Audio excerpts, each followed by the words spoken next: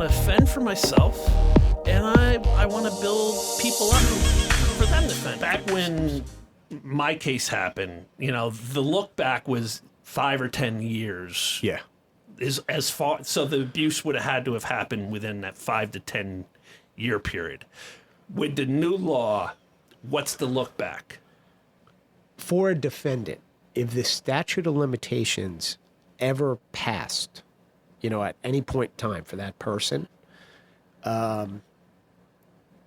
then they're free. They don't have to worry about being charged. They can't be charged.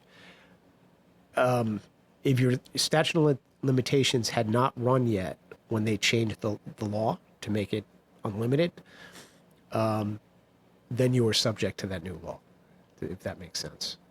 Okay. So, yeah. Yeah. It gets confusing. I have a chart, which is kind of complicated, that'll tell you whether the statute of limitations applies or not. They changed it about 5 or 6 times. It just kept changing. But the bottom line is, if the so on Dennis Pegg, the statute of limitations had run for him, that means those new laws that expanding it would never apply to him because it would only be from new cases of abuse. Right. That's what the law does. The new law doesn't open a door for old cases. It just, from that point forward, it could be 20 years out from now that could come back. Correct. But not 20 from the time of that law back. Right. Greg, let's make the segue and start talking about my case. Okay. Where were you when you got the call? Dorney Park. You were in Dorney Park, which is an amusement park. An amusement park in Pennsylvania with my 2 kids. Right. And they were young at the time, had a day off. When you're the first assistant, you're always on call. And, the different units that I worked in the prosecutor's office, major crimes, appellate, and internal affairs. And so I was on call. I got the call by the chief of detectives, Tom McCormick, told me what had happened, told me a little bit of information about the case, asked me, what I mean by that is we had 2 people at the time in the major crimes unit. There was myself and Shawna Pappas. And she career assistant prosecutor, good prosecutor. Chief asked me, do you want Shawna to handle it since you're off, or do you want to? And I said, well, I'm up. When he told me what he told me about the case, I realized I should take it. So did he give you any inclination in that first phone call about Dennis Pegg? Yes, he did. He did. And what did he say? He said, told me the body was found. He told me about the crime scene, and that was important because it showed that it was a personal incident, which ties into what the defense would be, He also told me a little bit about Dennis Pegg. Rumors? Yeah, he said there's been rumors around this guy for forever. He also told me a statement that you allegedly made to, at the time, I think it was Lieutenant Don Peter with our office. Something to the effect, that this guy was a pedophile, he had it coming to him. I don't remember the exact phrase, but something like that. Yeah, I knew Don personally, over the years from the street. Yeah. And he just, on my front lawn as I'm handcuffed, he's like, why, dude, why? And I just said he was a filthy pedophile and got what it was coming to him. Yep. And then that made its way back to you pretty quick. It did. In Dorney Park. Right. I remember where I was standing. My children, there were a couple times where we were at different events and we had to leave because of my job. Like, it was just on call. So we were talking about it, that on the ride to Dorney Park, Dad, you're not on call, are you? Yeah, I'm always on call. We just jinxed it. We know you're going to get a call, right? And I knew they were going to be upset, but great great kids. How quickly are you wrapping it up at Dorney Park? Within 5 minutes. Instantly. Like, sorry kids, we got to rock. Here's the thing. Crime scene was at the residence. Did you go right to the crime scene? I did. After Right. dropping the kids off? Right. I think they went to the office. I think I brought them to the office and then went to. So on top of that, they had to sit in an office and like draw on a coloring book for 4 hours. Wow. So Okay. this crime scene was at the scene. They were waiting to get in because they need a search warrant. They can go in because we're now at the evidence gathering stage. So the very first thing that we do, our involvement is to get a search warrant so they can go in and start to gather evidence, collect evidence. So a state trooper, I think, did a well-being check. Yes, they can go in. He would have gone in. Yep. Saw the dead body, confirmed he was dead. Yep. And then nobody else is going in until the search warrant. Yeah, Really? outside of, for the most part, clearing the scene, making sure, it's secure and setting up, the scene. They're waiting for a search warrant at that point to process the scene. And so somebody has to type up a search Somebody's warrant gotta and type- take it to a judge? Yeah, so I as I was driving back from PA, I had another assistant prosecutor help me with all that. That was your responsibility? Yeah. Uh-huh. So that's what I was coming back to do. So by the time I got back, it was already drafted. I just had to look at it. It was my recollection. And then after that, I did go to the scene as well. After So everybody's pretty much going in at the same time? they had already started to process the scene by the time I got there. Okay. Yeah. So, because we got the paperwork back. I was back in the office. I left a little bit after that. Yeah. So there were. Is it like the judge signs it and then somebody can immediately call and say, You're good to go. judge is signed? It's Yes. not like they have to get to the house with the paperwork or anything, Hang up the right? phone and they're in. Okay. Yeah. That's it. So as long as I got it. All right. Because there's nobody to give the warrant to or, to show it to. I mean, he's deceased. Right.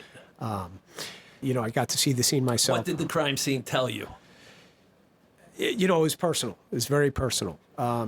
How I phrase that in openings and closings typically is the one thing that the scene tells you is whoever did this went there for Dennis Pegg and only Dennis Pegg, nothing else, right?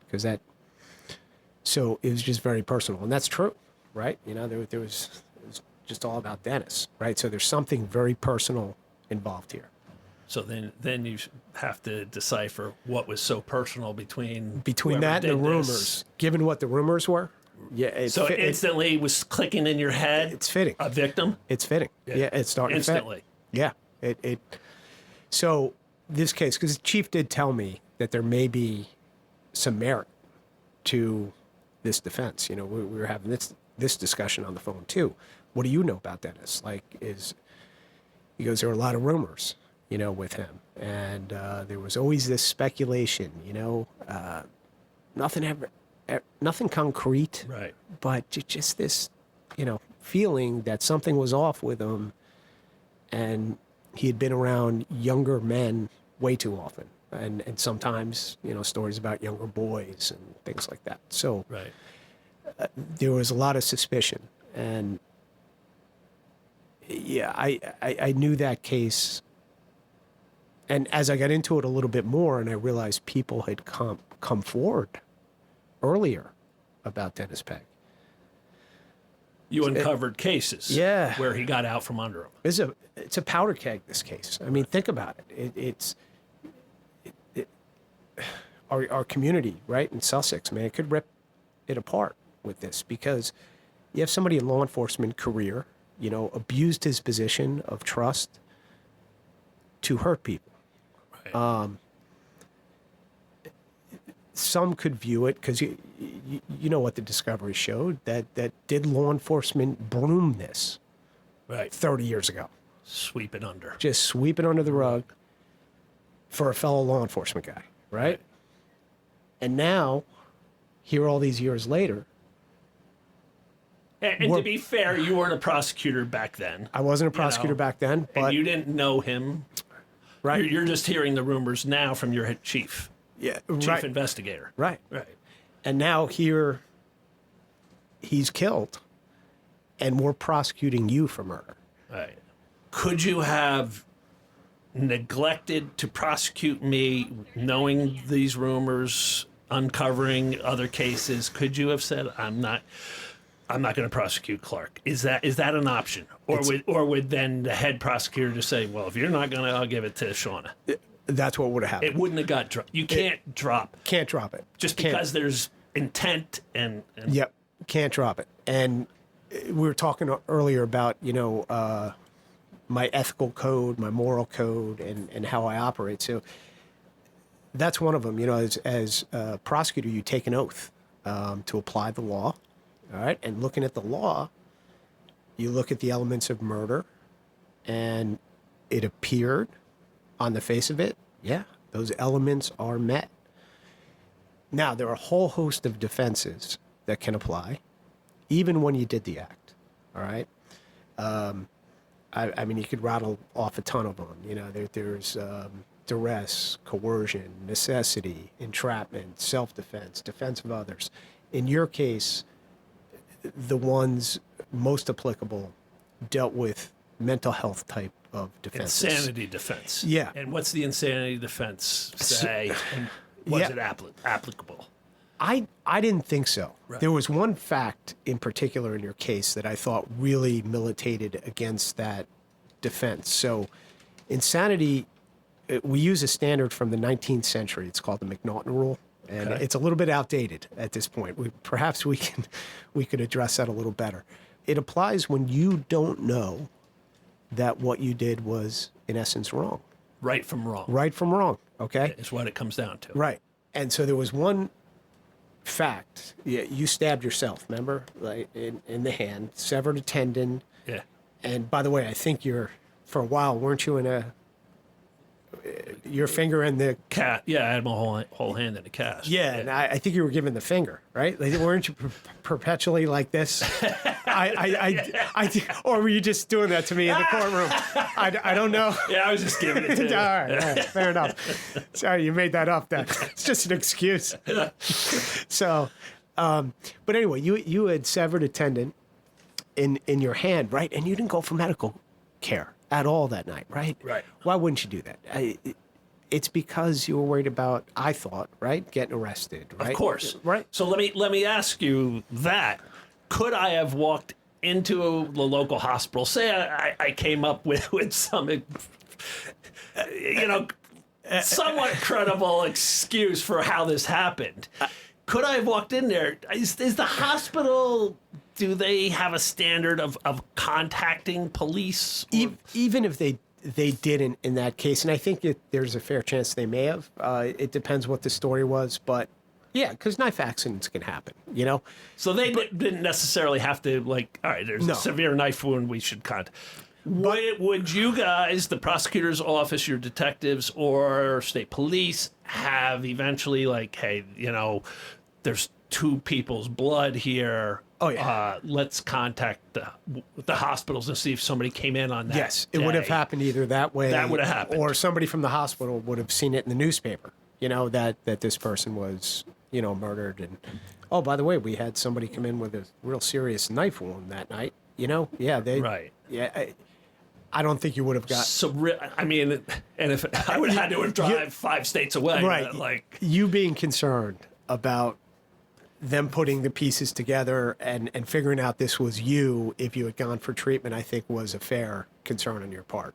And that does away with the insanity defense because I'm knowing right from wrong just by that. Just that one fact, right? All right. And so when you're dealing with insanity, you always look at post-defense conduct. And if there's any effort to cover it up or run away or evade detection, those all show that, you knew what you did was wrong.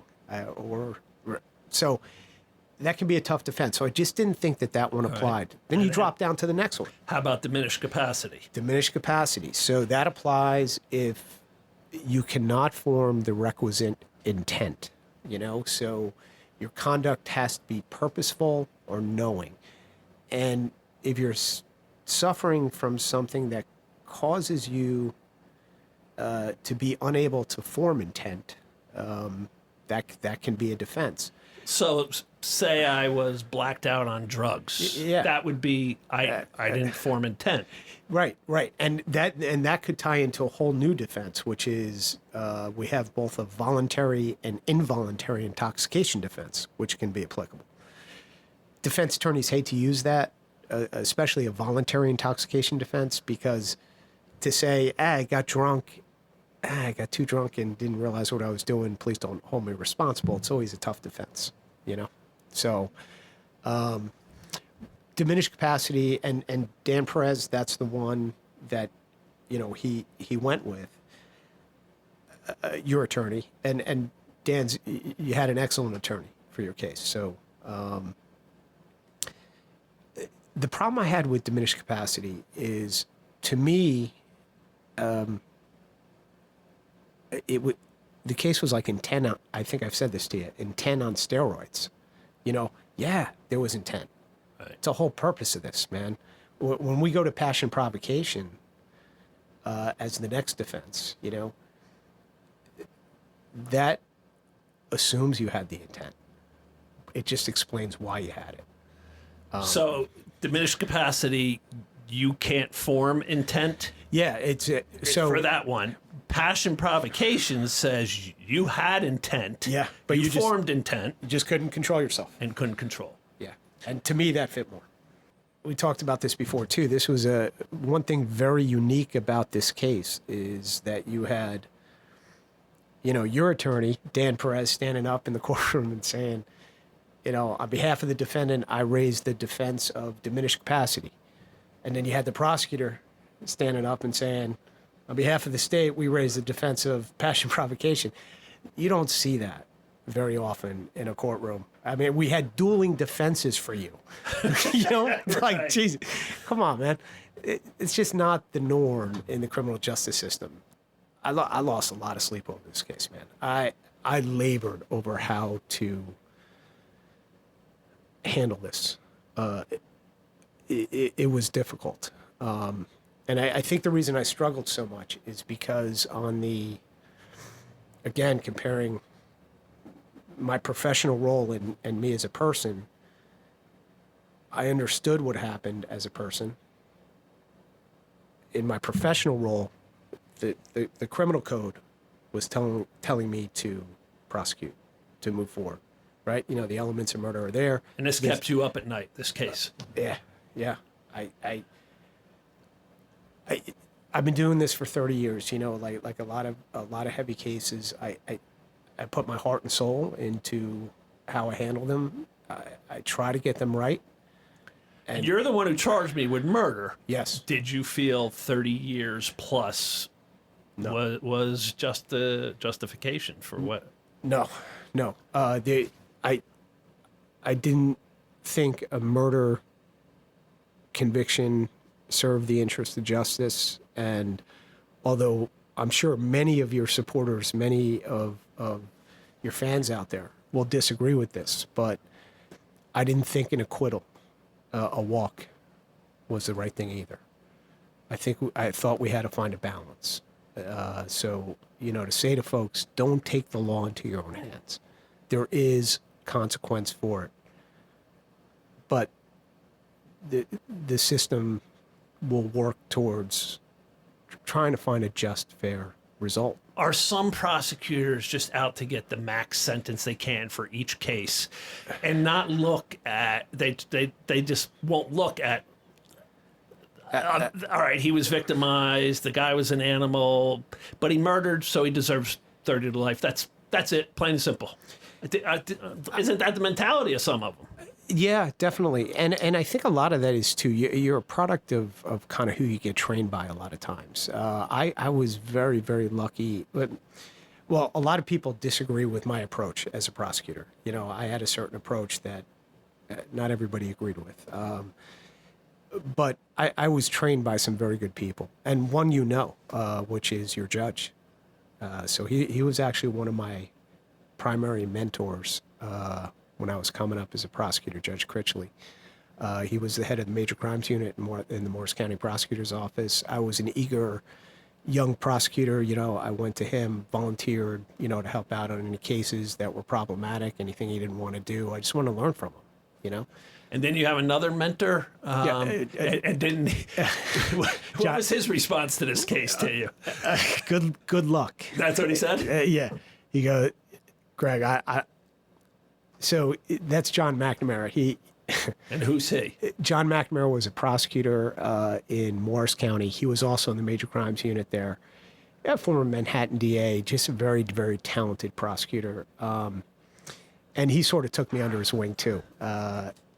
And John, my first murder case in Sussex that I had, I called John. I asked him a question about it.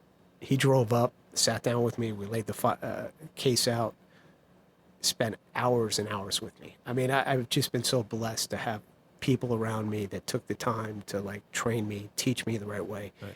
From a morals perspective, Judge Critchley has always been a good guidepost for me. He's got a very good sense of fairness. He taught me early on that, Greg, when you're a prosecutor, you represent everybody in the community. Of course, you represent victims, of course, but also defendants, everybody. Your job is to represent the community.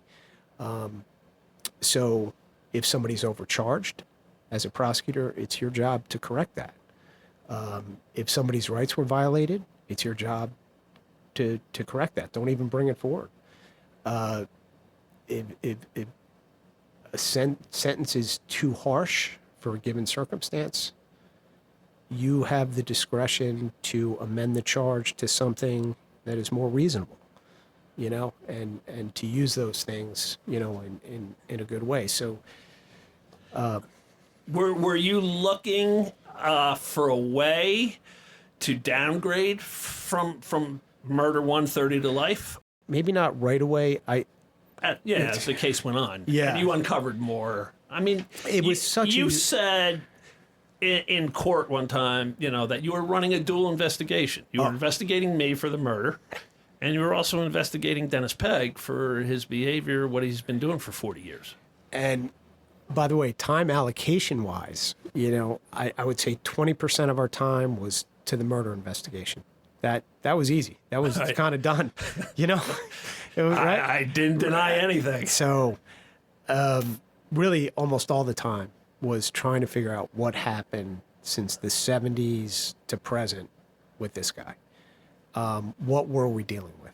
And you uncovered, the two Boy Scouts. You uncovered Mike Finari. Yes. All cases he got out from under for, one reason or another. Yes. There was another incident where somebody in the state police put together a case on Pegg, brought it up to the prosecutors before you were a prosecutor, brought it up to the prosecutor's office, and it never saw the light of day, whether it was because they didn't feel there was enough evidence or, like you say, the broom came out and it was swept under the rug for whatever reason.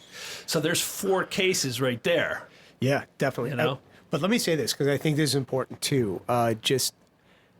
So having worked in law enforcement and worked with a lot of police officers, over the years, I've never met, ever, a single police officer that, in my view, would broom, a child sex case. They're not built that way. I've never met a cop built that way. But Dennis Pegg, there are pedophiles in law enforcement too, right. Obviously. But no, they take that type of allegation very, very seriously. So I didn't think anybody necessarily broomed it, and I actually got to talk to one of the investigators who was involved when that one individual came forward in the early 80s. That case stuck with him forever. He thought Dennis did it. He was very upset that they never had enough to pin it on him or pursue it. So I don't think the police would have broomed something like that. But when I went back, I tried to get the records of all of that, the people that came forward. I wasn't able to get too much, but one concern I had too is there was just nothing in Dennis Pegg's IA file or his personnel file at all. So in having a 25-year career, you should have a file. I've done internal affairs, at the prosecutor's office for a long time, and standard procedure is, if a police officer is being investigated criminally, if that gets closed for insufficient evidence, the head of the department, in this case it would be the sheriff, would be notified of the investigation, because first of all, he has a duty to report that to his employer as a law enforcement official. If you're under investigation or if you're charged with something, you have to notify them. But certainly the employer needs to know that. So I would think they would have been notified of these allegations being made against them, but there was nothing. Nothing in his file. Nothing in the record. Zero. So although I certainly don't want to accuse anybody of brooming anything, I don't necessarily think that anybody broomed anything. There's that perception, though, right. People are prone to jump to that. Somebody must have done something wrong. And, I was just concerned about ripping our community apart. People losing faith in law enforcement, and we can't have that. So, the one... And the community did rally around me. Big time. Like somebody Big time. Started, a Free Clark campaign with bumper stickers and hats and shirts. Yes. And I recall you in court one time, and this is funny because I'm getting tried in the courthouse, where Dennis Bank had been a sheriff's officer, thinking I can't get a fair trial, and then you come in one court hearing and you're like, Judge, all I'm seeing on my ride to work is Free Clark bumper stickers on every car, and I don't know how I'm going to find a jury pool that's that's my jury right not there. Tainted. That's my jury. Right. So, we talked about that too. What would have happened had the case gone to trial? It would have been an interesting. What is jury nullification? Jury nullification, and this worried you. It did. It did. It's where a jury says, yeah, okay, Mr. Prosecutor, all right, yeah, you proved he did it, not guilty anyway. Right. At the end of the day, because of all the dynamics surrounding this case, that a jury would just say, we're not going to convict here. There was a real concern about that, a real consideration. And when I say concern, I told you I lost sleep over the prospect of you possibly, getting a 30-year sentence. I didn't think that was just. I did eventually get to a point where, yes, I was looking myself for the right defense for you, in a way. And not complete defense, but to me, this has to be mitigated, it has to be mitigated in some way. And if diminished capacity is not right on point, passion provocation seemed to be a problem because of the time. And just so people know what we're talking about, passion provocation murder or manslaughter is an intentional killing of another person, but where it's motivated by a provocation that is so significant that it would cause the average person to lose control of themselves, But there's one added element with passion provocation manslaughter, and that's that you can have an adequate cooling off period. If you've had time to cool off, then it doesn't apply. Here, we had decades of a cooling off period. Right. So on the face of it, you think it may not be applicable. Well, I mean, the example that we always get for passion provocation is, you come home, your wife is in bed with another guy, there's a gun right there, and you shoot one or both of them. That's always the example. Okay. So my case was really the first time passion provocation was used 30 years later as, and I think your psychiatrist came up with, from me seeing Peg in that quick check, yes, with that boy, that inflamed me and brought out everything from my childhood. And then there was just one thing after another that kept me in that inflamed state where I never cooled down. 100%. And Right. really what he found was two things. One is when we're talking about provocative events, all right? Yeah. Finding out your wife is cheating on you, yeah, that can get you upset, no question. But this was being traumatized as a child by an adult in the way that you were. That is a different level of provocation, something no one ever cools off from. Right. The whole cool off aspect has to be completely reevaluated in the context of child sex Case assault. like that. Yeah.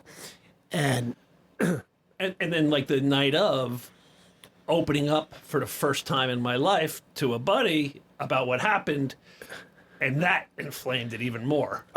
that inflamed exactly. First And time you had talked we about waited 4 hours after I first said something, then there's a cooling off period for that sort of. yeah, potentially. Even maybe not even, maybe it still would have applied. But we're in his car within 15 minutes driving away. to Peg's house. And there were three triggers, in your case. One, and the case got a lot of press because of this. Do you remember it was tied to the Jerry Sandusky? Yeah, Case. that was another Uh, trigger, inflaming, provoking thing. You had said something, and I don't remember where I picked this up from, but it was you describing Jerry Sandusky getting out of the SUV on his way into his first day of trial, and he had this look on his face, like smug look, yeah. like I'm going to get away with it. Yeah. I saw that exact same news feed and was enraged myself when I saw it. I knew exactly what you were talking about. So that sort of made sense to me. Then I heard about the quick check incident with the kid. That's another trigger. And again, in the case of child sex assault, although, normally, cooling off period of like an hour or 2 hours should be enough. In this case, not so much. We had those two triggers. And then, you're telling Mr. Reynolds, your friend, for the first time what happened to you. And that's ripping the Band-Aid off. So this is really a precedent-setting use of It is. passion provocation. I've never seen it used this way. Right. Now, it's not precedent in the sense that it's the law, let's say. It's precedent in this sense. People can look back and say, no, they did it in that case. Right. It was so publicized that anybody else in the same circumstance can look back and say, no, they applied it here. Why can't we apply it here? In our case. Right. So, yeah. Okay. There's such thing as called a suspended sentence used now. I don't know if back in 2012 it was really used, but could I have gotten a suspended sentence back then? Would have really applied? Probably not. I would say no. And that would be like the judge would say, as long as you meet these criteria, I'm going to give you a 10-year sentence. But it's suspend it. suspended, and you have to do drug treatment, you have to do therapy, you have to blah, blah, blah, blah, blah, blah, blah, community service. Correct. There was a case, State versus Rivera, I think is the case, that talks about suspended sentences. And if there's a presumption of imprisonment on your charge, you can't suspend a sentence. Or if there are things like NERA that are applicable or mandatory periods of parole and eligibility, you can't suspend a sentence. So I think that's the holding from State versus Rivera. So given the charges that you are facing, I don't think you are eligible in New Jersey for a suspended sentence. You were a member of the community, just as I was a member of the community. You were dating a girl back then who was friends with women I knew. You were going to parties and picnics. You're a part of the community. Yeah. Were you hearing, like, at any picnics or going out to dinners or a bar? If you went to, I don't know if you went to a bar, but were you hearing from anybody in the community saying, Oh yeah, Yeah. I couldn't get away from it. It was everywhere. It was my personal life, friends, people I knew, always talking about your case. mostly supportive, you know. I said you would see it right in the community. You know, people with the bumper stickers, right? Everybody want to talk about that case. My friends, professional friends, Greg, what are you going to do with that? You know, how are you going to handle this? Because it's difficult. It's a difficult case to handle. So yeah, I heard that quite a bit, and we had a fair amount of disagreement even just within the office on how to handle you, right, and handle your case. Because you eventually, we'll get into Schlesinger in a second, who was your psychologist that you used, who came up with passion provocation, and which then allowed for a downgrade to manslaughter from murder one, and it wasn't unanimous in your office to give me a plea deal, right? Some people. Yeah. So even the investigation into the sexual assault, like everybody agreed that we needed to look at that on some level early on, you know? But we really looked at it. I mean, well, you said earlier 20% of the time was devoted to the murder, 80% was devoted to Peg and his behavior. Right. And the reason, because this was so explosive for the community, you know, I was worried about that. The only thing that we can do there is transparency.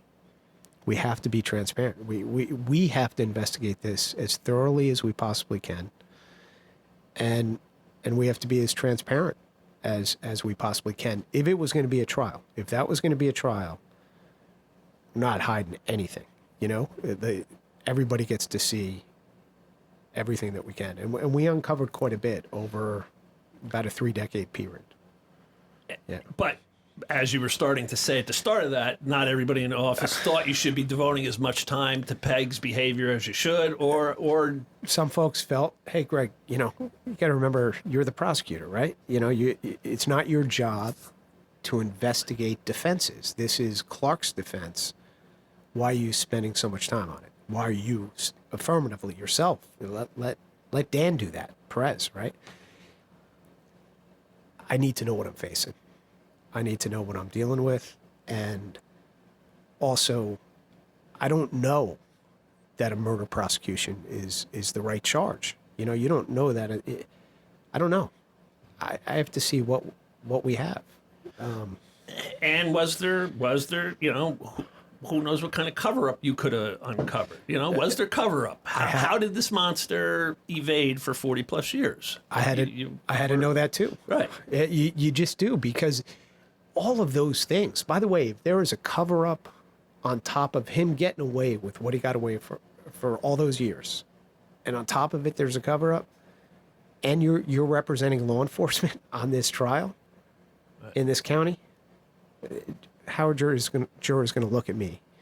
Unless I do one thing. I have to be absolutely transparent, open, and I'm not covering for anybody. Nobody. So, yeah. All right. You, and this sent me through the roof, to be honest with you, when I was locked up. You had asked my defense attorney to have me, what was relayed to me is called be queen for the day. And my lawyer came in to me and said, Greg wants you to be queen for the day. And I'm like, and I'm gonna use the language I said. I go, what the fuck is that? And I'm like, I don't even need to know what it is. I'm not gonna be queen for the day for him. What the fuck is wrong with him? Like, it sent me through the roof. Here I am, anally raped by a male, and I'm getting proposed a term, queen for the day, which has, you know, overtones of gay male sex. And I'm like, no. You can tell him a flat out no. Yeah. And I'm sure you didn't say it that nice. No, it really, I'm like, what? I go, who would name a statute queen for the day? Who would do that? All right. And I don't want to throw Dan under the bus. Right. All right. But you're saying there's another legal term. Queen for the day is sort of like what you guys use amongst you. Yes. and I'm glad you did mention this to me not long ago, and I'm glad you did, because if you just hit me with it like cold, I'd probably be staring at you with like, blank look in my face.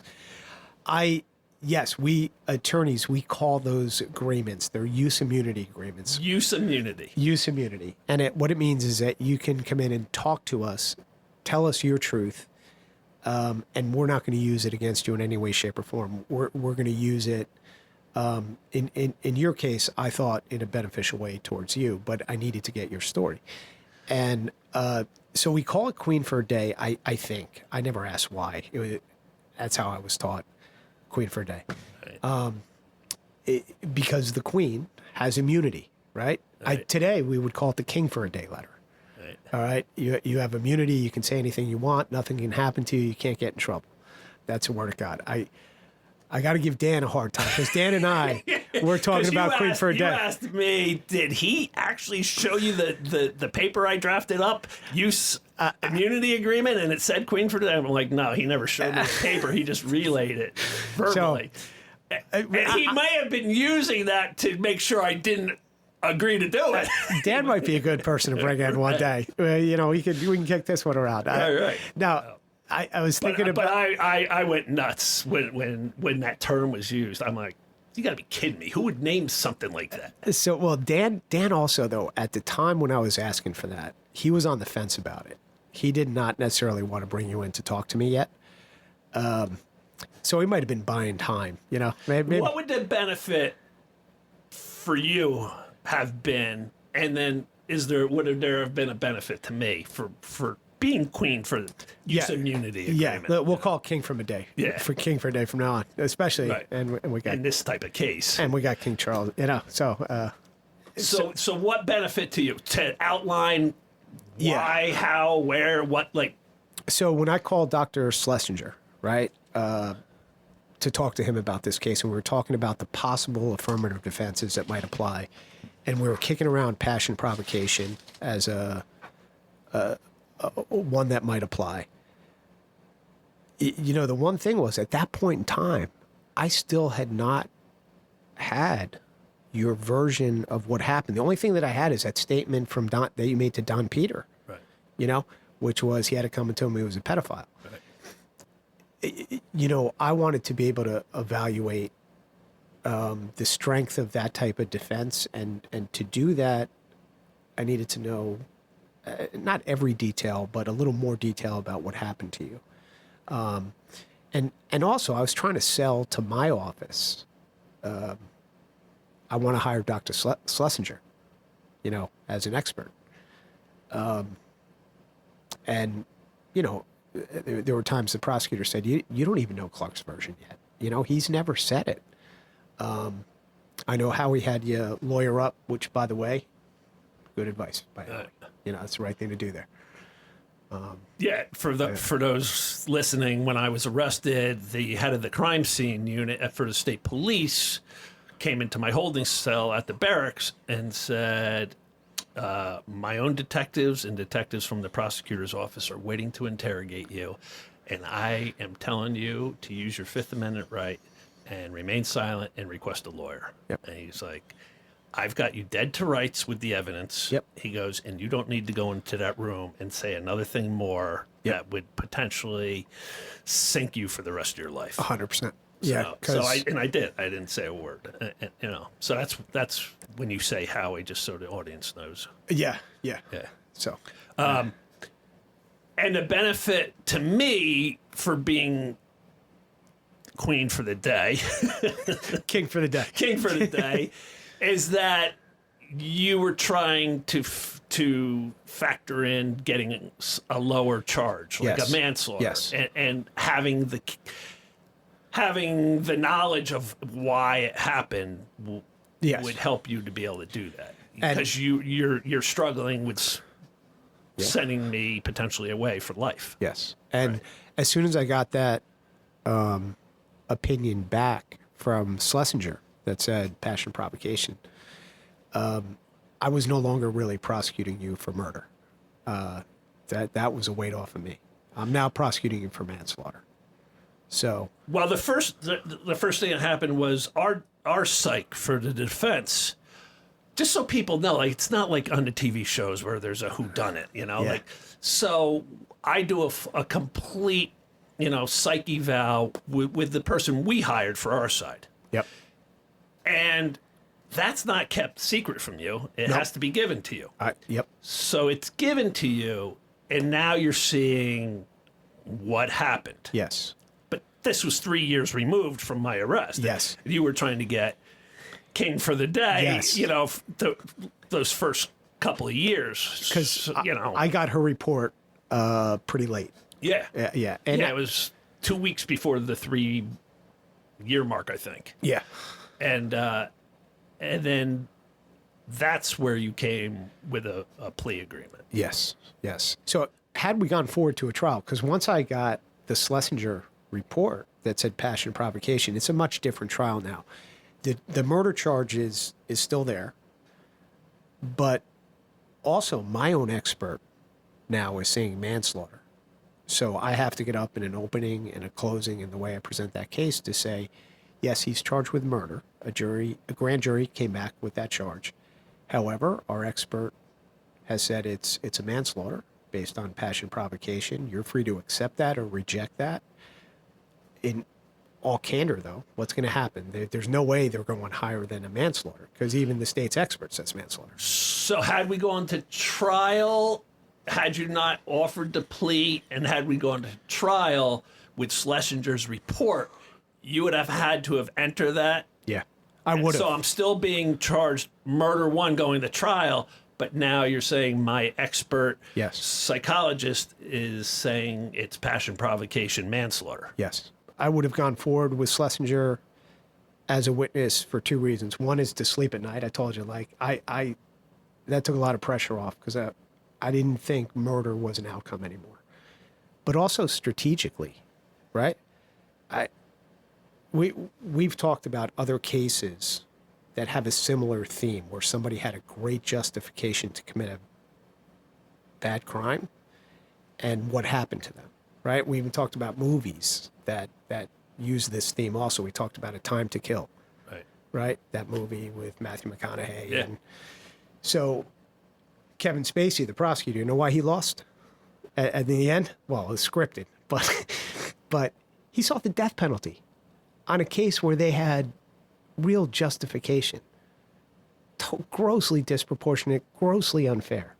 So if I'm the prosecutor and I'm coming forward with a manslaughter charge and saying to the jury, I know he's charged with murder, but me as a prosecutor, given all the dynamics involved, I think this is an appropriate way to go.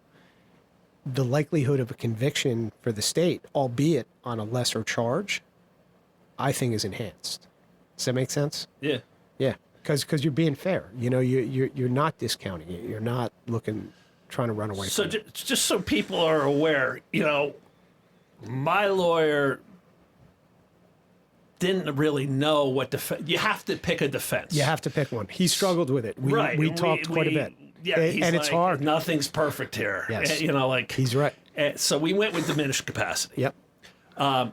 But it's actually your psychologist who came up with the defense of passion provocation, which opens up manslaughter for me. Yes. And I had to, for long days, get taken from the jail over to the basement of the prosecutor's office and meet with him, for however many hours at a clip, doing all sorts of psych exams, all sorts of tests, all sorts of multiple choice drawing, which I was horrible at. He's thorough. He is thorough. And in my mind, I'm thinking, man, one wrong thing here like derails everything. I had myself under such stress going over there. Man. And then he eventually says, I think passion provocation fits perfectly into this case, which then solidifies a manslaughter charge, which is 5 to 10 years 5 to 10 versus 30 to life, which I was facing. Night and day. Yeah. Big difference. And then we had to get Critchley on board with it too. So the first time you went to Critchley, Dan and you went and mentioned passion provocation. He wasn't really down with it. He wasn't. He's thinking about the cooling off period too. Like what are you guys just ignoring that? And Critchley is the judge in my case. He's a judge, and you know he's been a lawyer. He's now in his 70s, so you know he's been at this for decades. And he said in that first meeting, what did he think? That he's like, I'm leaning towards. Yeah, he said, he goes, look, I likely will, approve this, but Clark should know. He said this to Dan. Clark should know that he's facing every day of 10 years. 10 it's years. very unlikely I'm going to come down at all from it. And by the end of it, And then you had a second meeting with him. yep, and what did he say in that one? He was leaning towards a different number. he was leaning towards a 7 at that point, A 7. which is a midpoint between 5 and 10. And then we got to sentencing, and I had asked for a 7, and the judge gave you a 5, Right. and apologized to you. Apologize for having to send me to prison for Yeah. a single day. Yeah. See, like the more you learned And about we don't this know case, what changed in him from. We don't know what changed from the 10 to the 7, and then we don't know what changed from the 7 to the 5 on sentencing day. we and don't. and him apologizing. We don't. Other than he's a very thoughtful individual. He really is, and he's very smart. And he has a good sense of justice, and I think over time he also gives things a lot of thought, and I just think over time he started to see this case differently. You know, the more he got to learn about it, the more sympathetic he got. And we also had our defense psychologist get up there and Yes. speak for a good hour, and he asked a lot of questions, He in-depth did. questions. He did. And, I read, my statement at the plea agreement. That was powerful. Yeah, and you even after I accepted the plea and I get to read my statement, you even came back to the holding cell with my lawyer to talk to me. Yeah, Yeah. I did. I And- did. And how many times have you done that? More times than you might think, but not all that often. I've done that. You have gone back. I've done it in other a cases. handful of times. Okay. I try to never lose. We're dealing with people all the time, no matter what they did, whatever. And if people want to know what you came back to say, you just said that was a real powerful statement you read. I apologize Yeah. for what you went through, and I wasn't working at the time when Yeah. Dennis Pegg, was involved here, and I'm sorry he was never stopped. Yeah. And I just want you to know that I will Yeah. prosecute a judge, a sheriff's officer, a lawyer, whoever abuses children. 100%. Yeah. Yeah. What did Schlesinger say to you about me, and what did he think about sending me about me doing time? He actually, and because I think I mentioned this to you once before, it might have surprised you, but he thought that you needed to serve time. He thought that was important for you, because even he said you're fundamentally a good and decent person, and you have a good moral center, and you have a conscience. And because of all of that, if you had walked away from this event with clean, like without any sort of punishment, that the scales in your own mind wouldn't have been balanced. Like you needed a punishment to offset that act, just to balance it in your own head. So it actually had a therapeutic effect on you to serve a sentence. I don't know how you feel about that, or if you think that that's on point, but that is what. Well, you had asked me once before. You're like, you've asked me a couple different ways, but you said, had you gotten away with the murder? Which all right, if I didn't put the knife through my hand, that was really like, I can't get out from under that. Yeah. So had I, and I'm not in the database with my DNA at this point. I've never done a crime, so I'm not in the database. So even though you have two different bloods, It's not going to say Clark Fredericks. So had I gotten away with it, Yep. you asked me, what did I think my life would turn out? Now, I already was carrying the secret of abuse, and that secret was killing me. Yeah. And it's really a miracle that I'm alive, considering the amount of drugs I was taking. I listed, on Instagram one time, celebrating whatever. It might have been like my 8th year of sobriety, and I listed all the drugs I was doing at a clip. And somebody who didn't even follow me, saw it and they left a comment.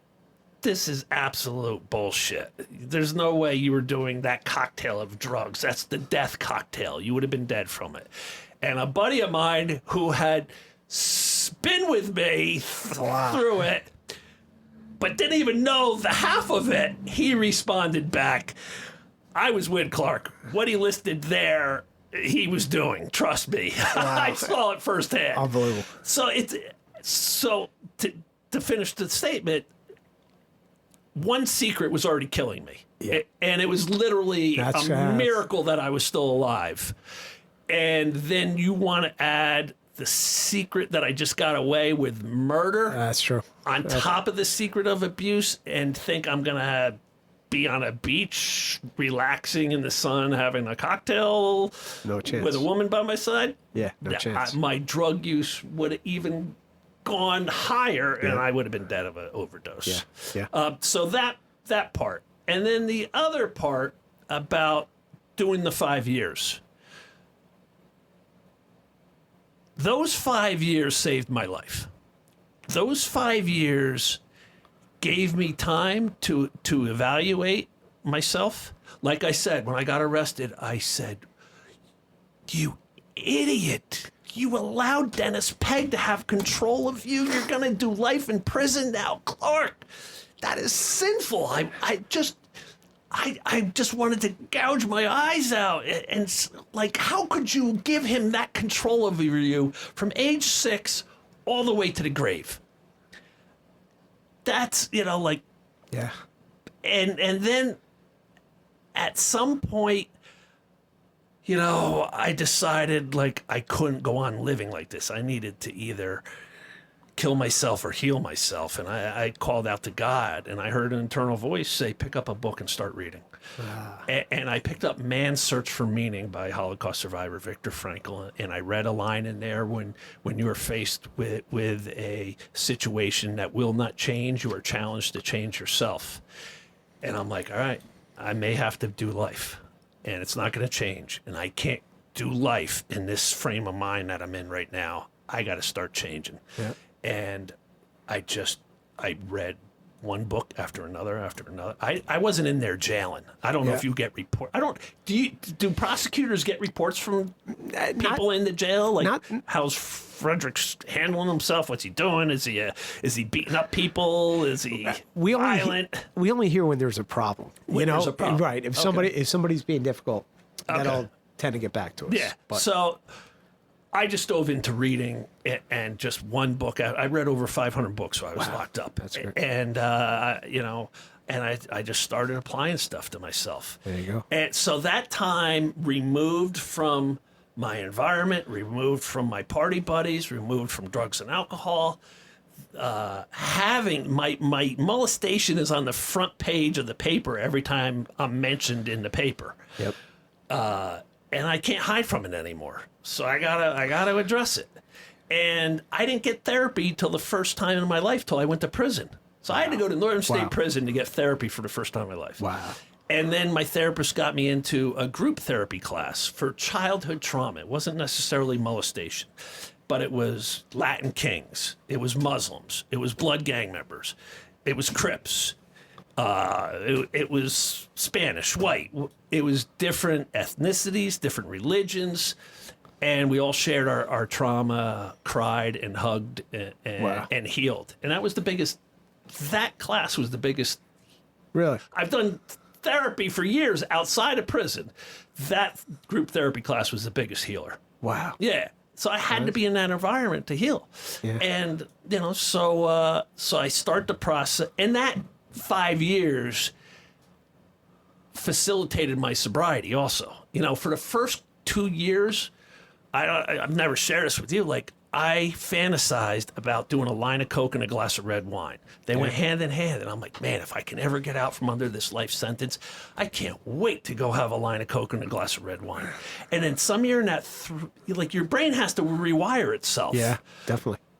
And somewhere in that 3rd year mark, I'm like, I'd have to be a flying asshole to go back to a line of Coke and a glass of red wine. So the 5 years, you know, jump started my sobriety. I'm 12 years sober now. You Congratulations. know? Thanks. That's tremendous. Yeah. So the time I served saved my life is literally how I viewed it. Did I need 10, 20, 30 years to save my life? No. Was 5 years enough for me to evaluate what I had done with my life, what I allowed my abuse to take me to the depths it took me to, and say, that's it. I made amends with it. I accepted it. And in that jail environment, I had one inmate after another. You don't show weakness in jail or prison. I had one guy after another come up to me and say, same thing happened to me, bro. Wow, really? I turned to heroin because of my abuse. Wow. And this was nonstop for my whole time in there. In prison, you don't go around talking about your cases. You know, probably because I'm surrounded by pedophiles. They don't want to tell me.